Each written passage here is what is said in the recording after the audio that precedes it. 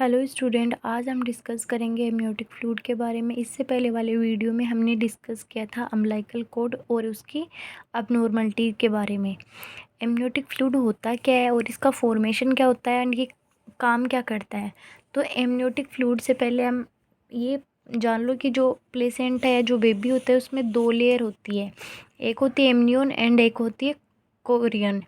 ठीक है, तो ये जो एमनियोटिक मेम्ब्रेन है उसके अंदर एक फ्लूइड पाया जाता है। ठीक है, और इस फ्लूइड में यहाँ पे क्या होता है, फिटस होता है। ठीक है, ये फिटस क्या करता है, इस जो ये फ्लूइड है इसमें फ्लोटिंग करता है, यानी तैरता रहता है। ठीक है, तो इस अपन क्या बोल सकते हैं, ये एक फ्लूइड है जो एमनियोटिक मेम्ब्रेन में पाया जाता है और इसमें ये जो फिटस होता है ये फ्लोटिंग करता रहता है। ठीक है, तो आइए पढ़ते हैं अपन। Fluid found within the amniotic membrane that surrounds the foetus और foetus floating in amniotic fluid. समझ में आया होगा आपको। इसके आगे हम पढ़ते हैं फॉर्मेशन ऑफ एमनियोटिक फ्लूइड। तो पहले एक बात जान लो कि इसका फॉर्मेशन कैसे होता है, क्या होता है एग्जैक्ट, अभी आइडियोपैथिक है। ठीक है,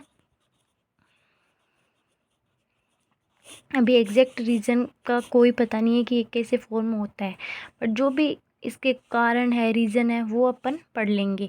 कि जो पहली बात है, पहले आपको मैं मोटी मोटी बात बता देती हूँ कि जो स्टार्ट के 12 वीक होते हैं उसमें जो मदर होती है उसका प्लाज्मा है, उसका अल्ट्रा फिल्ट्रेशन होता है। ठीक है, और उससे क्या बनता है, एमनियोटिक फ्लूइड का फॉर्मेशन होता है। ठीक है, कि जो इनिशियल 12 वीक है उसमें मदर के प्लाज्मा का अल्ट्रा फिल्ट्रेशन होता है और उससे फॉर्मेशन होता है एमनियोटिक फ्लूइड का।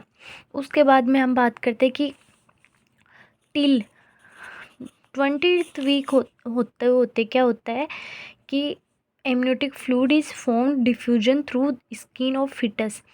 जो फिटस की स्किन होती है वो क्या होती है, कब तक, 20 वीक तक वो क्या होती है, ट्रांसपेरेंट होती है। ठीक है, तो उससे क्या होता है, डिफ्यूजन से क्या बनता है, एमनियोटिक फ्लूइड बनता है। पहले मदर बनाती है, उसके बाद में जैसे ही 20 वीक तक की बात है यहाँ पे, जो फिटस होता है उसकी स्किन से डिफ्यूजन के द्वारा क्या बनता है, एमनियोटिक फ्लूइड बनता है।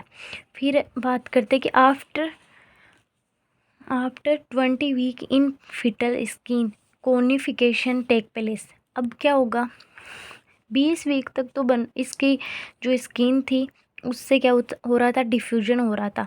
बट जैसे ही 20 वीक पूरे हो जाएंगे उसके बाद में क्या होगा कि जो फिटल है उसकी स्किन का कोनिफिकेशन हो जाएगा। तो उससे क्या होगा, कोनिफिकेशन से क्या होता है, अब वो ट्रांसपेरेंट स्किन नहीं रहेगी, तो उससे ये डिफ्यूजन नहीं हो सकेगा। So no more amniotic fluid is formed through it. अब बनेगा आगे, बट इससे नहीं बनेगा कि फिटस आगे बनाएगा। अब कैसे बनाएगा आगे हमने पहले बात की 12 जो वीक होते हैं तब तक तो मदर बनाती है, 20 तक वो उसके स्किन से बनता है। उसके आगे हम देखते हैं तो उसके आगे क्या होता है, जो फिटल यूरिन है ना, फिटल क्या करता है, उसको स्वेलो करता है एंड उसको ही बाहर यूरिन के रूप में बाहर निकालता है। तो fetal urine contribute maximum amount in amniotic fluid. ये क्वेश्चन आता है, एक इम्पोर्टेंट क्वेश्चन है कि सबसे ज़्यादा यूरिन फॉर्म, ये एमनियोटिक फ्लूइड है उसका फॉर्मेशन कौन करता है। तो अपन को जवाब दे रहा है जो फिटल यूरिन है ना, जो फिटल खुद है ना यूरिन करता है, उससे ही है ना।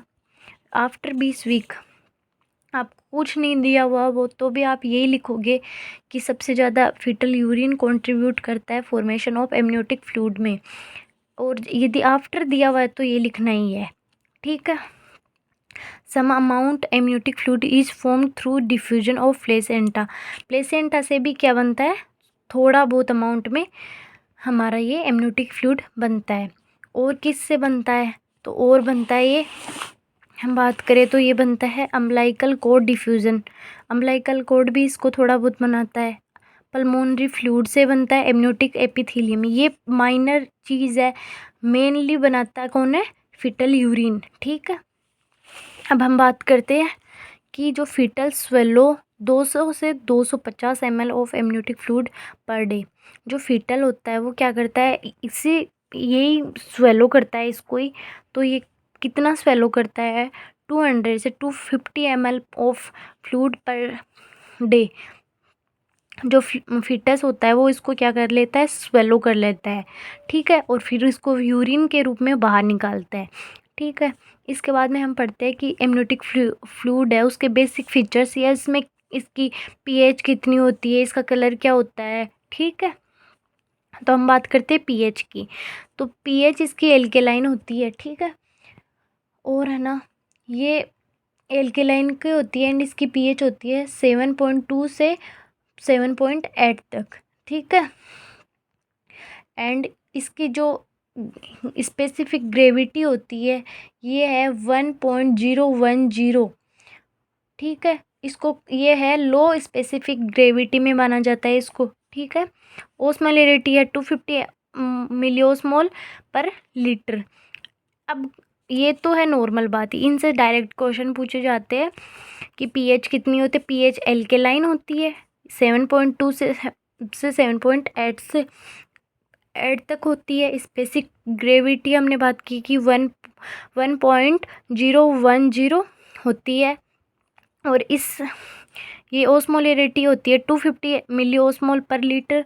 अब कलर की बात करते हैं अपन, तो कलर इसका अलग अलग गेस्टेशन एज पे अलग अलग इसका कलर होता है। एंड इसके कलर से अपन है ना बहुत सारी जो हाई रिस्क प्रेगनेंसी है या फिर जो कोई भी अपनॉर्मलिटी है उसको अपन डायग्नोसिस कर सकते हैं, तो ये इम्पोर्टेंट होती है। कलर में बात करें तो नॉर्मल कलरलेस होती है। एट्रम पर ये कैसी होती है, स्ट्रो कलर के बताई हुई है, ठीक है। क्यों है स्ट्रो कलर की, नॉर्मल कलरलेस है, लेकिन अपन बात करें एटम की तो स्ट्रो कलर की है, क्योंकि इसमें क्या आ जाता है स्ट्रोक के रूप में लेनुंगो लेनुंगो होते हैं, जो फाइन हेयर होते हैं, बेबी के छोटे छोटे हेयर होते हैं वो इसमें मिक्स हो जाते हैं। तो लेनिंगो वर्निक्स केसियोसा उसके अंदर वाइट वाइट चीज़ी सब्सटेंस होते हैं बेबी के ऊपर। वो जब टर्म मतलब होता है तब उसके चीज़ी सब्सटेंस को बोलते हैं वर्निक्स केसियोसा। और फीटल एपिथेलियल सेल तो होती है, इसलिए वो कैसा कलर का हो जाता है, वो स्ट्रो कलर का हो जाता है। फिर बोल रहा है exchange of complete amniotic fluid every 3 हावर, कि जो हर 3 घंटे में ये पूरा एक्सचेंज हो जाता है, ठीक है। क्वेश्चन ये भी इम्पोर्टेंट है कि कितने घंटे में जो एमनियोटिक फ्लूइड है वो चेंज हो जाता है, एक्सचेंज हो जाता है। तो हम बात करते हैं 3 आवर की। अब इसके अमाउंट की बात करते हैं कि कितने वीक पे कितना अमाउंट होता है। अपन बात करें 10 वीक पे इसका अमाउंट कितना होता है, तो ये होता है 20 to 25 ml। एंड 12 वीक की बात करें तो 50 ml। 20 वीक की बात करें तो 200 ml। एंड एट्रम की बात करें तो अपन को पता है 1 लीटर होता है। और 42 यानी पोस्ट टर्म की बात करें तो ये वापस कम आ जाता है, ये घट जाता है, ये डिक्रीज़ हो जाता है।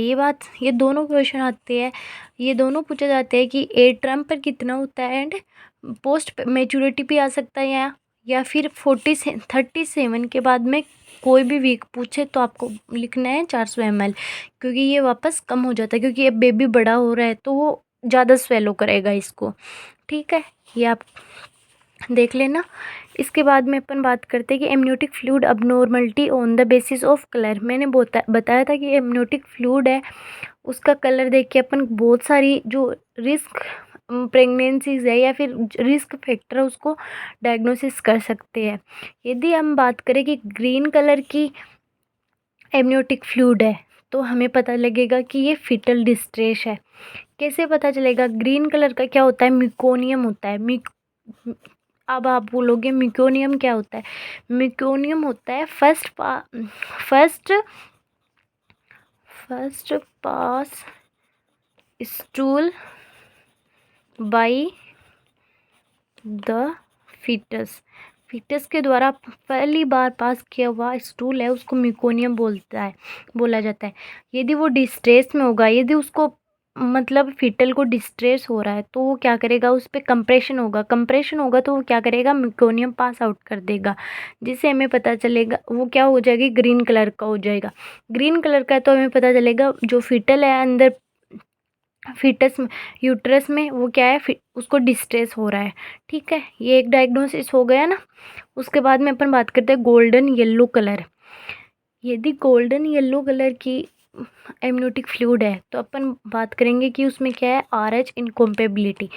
ये क्यों होती है, इसका समझने के लिए RH इनकॉम्पेबिलिटी में क्या होता है, RH में क्या होता है, मदर होती है वो नेगेटिव होती है, जो बच्चा होता है वो पॉजिटिव होता है। तो इसके कारण क्या होता है, हीमोलाइसिस होता है, आरबीसी टूटती है, आरबीसी टूटेगी, आरबीसी ब्रेकडाउन होती है।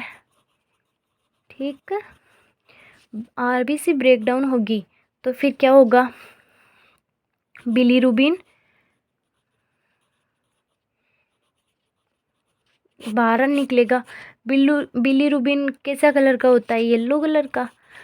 ठीक है, येलो, तो ये क्या हो जाएगी, गोल्डन येलो कलर की। जैसे ही बिलीरुबिन ज़्यादा एक्सक्रीट होगा क्योंकि हीमोलाइसिस हो रहा है, तो इसको अपन क्या बोलेंगे कि ये क्या है, RH इनकॉम्पेबिलिटी के कारण हो रहा है, येलो गोल्डन येलो कलर की है। ग्रीनिश येलो कलर की बात करें या सेफ्रॉन कलर की बात करें तो उसको बोलते हैं कि ये पोस्ट मैच्योरिटी को दर्शाएगा। ठीक है, टोबैको रेड कलर की बात करें तो ये इंट्रा यूटेराइन डेथ।